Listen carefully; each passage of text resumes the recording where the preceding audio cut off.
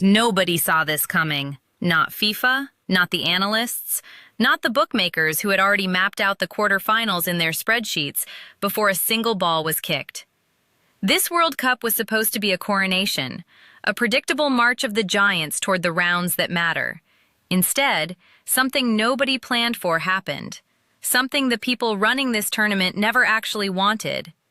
Start with a number. 52. That is how many years the Democratic Republic of Congo waited to return to the biggest stage in world football. Half a century in the wilderness. Children born the last time they appeared have grown old and raised their own families. The last time Congo played at this tournament, the country was still called Zaire, and they were the first sub-Saharan African nation ever to appear at a World Cup. That debut ended in humiliation.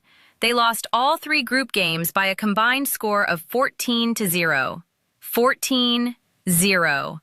A wound so deep it scarred a footballing culture for generations. And then nothing.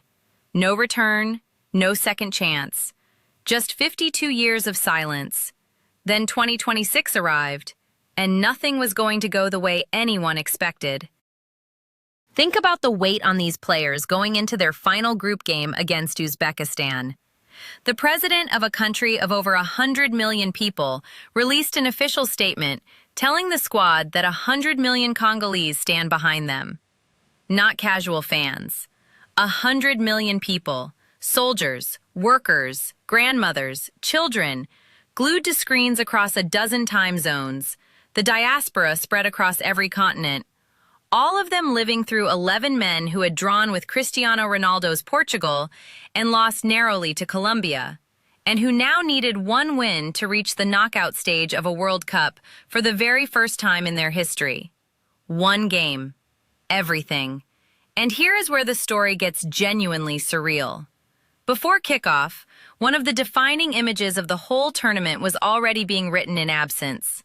Congo's most iconic supporter, a man known as Lumumba Boya, was not in the stadium. He could not get in. His visa to enter the United States was refused.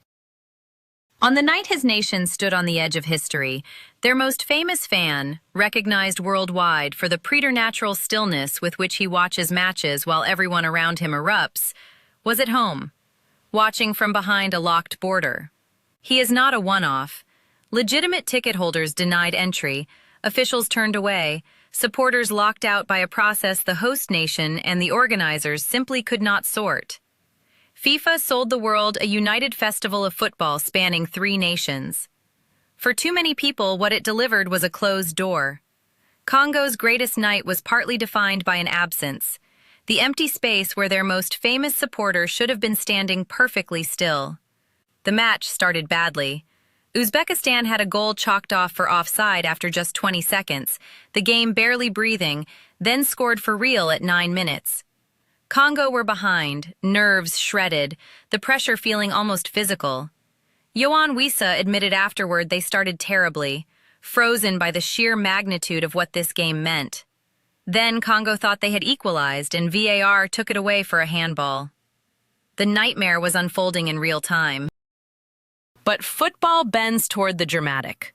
Congo won a penalty. Wissa stepped up and drove it home.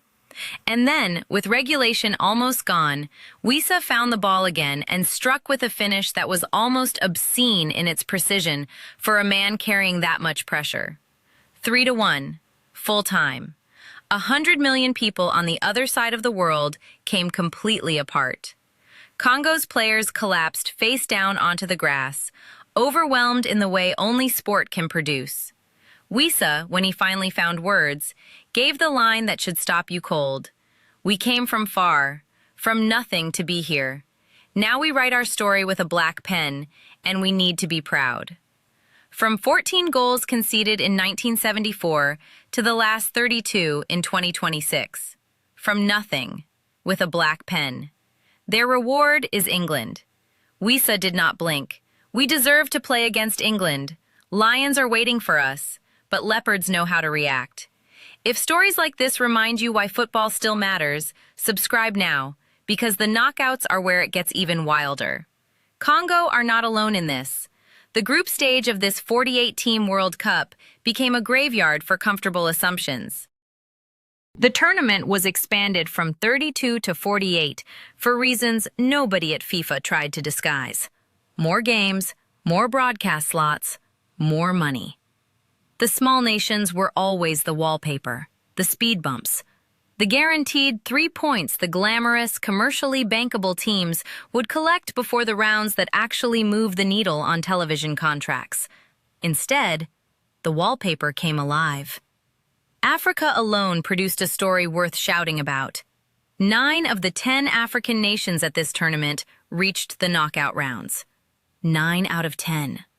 Only Tunisia went home early.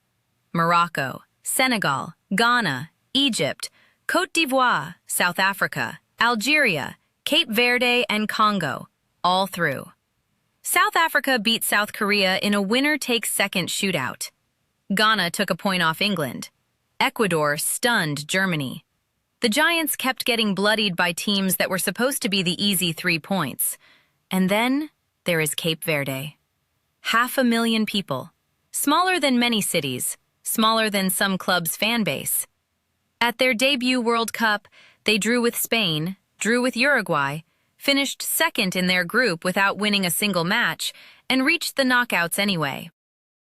The smallest nation by population ever to advance from a World Cup group stage. Their prize? Messi's Argentina. Think about what that sentence means. 500,000 people standing across from one of the greatest players the sport has ever produced in a World Cup knockout round. And they earned it. Nobody handed them anything. Canada rewrote their own history 3 times in a single week on home soil. Before this tournament, Canada had appeared at a World Cup and never scored a goal, not one, in their entire history as a footballing nation. Then they scored. Then they won 6-0, their first World Cup victory by that margin, and advanced from a group stage for the first time ever. 3 records erased in 7 days in front of their own people. Mexico, the other co-host, did it differently. A perfect 9 points, 3 wins from 3, cold and relentless without a wasted breath. Here is what all of it means. FIFA built this tournament to protect the money bracket. Marquee names deep in the competition means peak viewership, the rights fees, the deals that justify the whole structure. The small nations were supposed to clear the path and disappear. Instead, they are loose in the knockouts. Congo face England. Cape Verde face Argentina. Every dark horse is standing directly between a commercially priceless giant and the next round. Every upset is not just a great story, it is a hole blown through the architecture this event was quietly designed to preserve. But underneath the business and the brackets, something real is happening. Something that reminds you what this sport is actually for. A player fell face down on a pitch because his country finally, after 52 years, made it through. 100 million people felt something they had never felt before. A fan watched from behind a locked border because the host country could not sort out his visa. And a striker stood in front of cameras and said, "We write our story with a black pen." FIFA wanted a tournament for the giants. What they got is a tournament for everyone. Honestly, it is so much better this way. So who are you riding with into the knockouts? Congo against England? Cape Verde against Messi and Argentina? Or another dark horse you believe can do the impossible? Drop your pick in the comments, like the video, and subscribe. Because when one of these underdogs delivers the result that shakes this whole tournament, you do not want to miss the breakdown. Trust me on that. This story is only just getting started.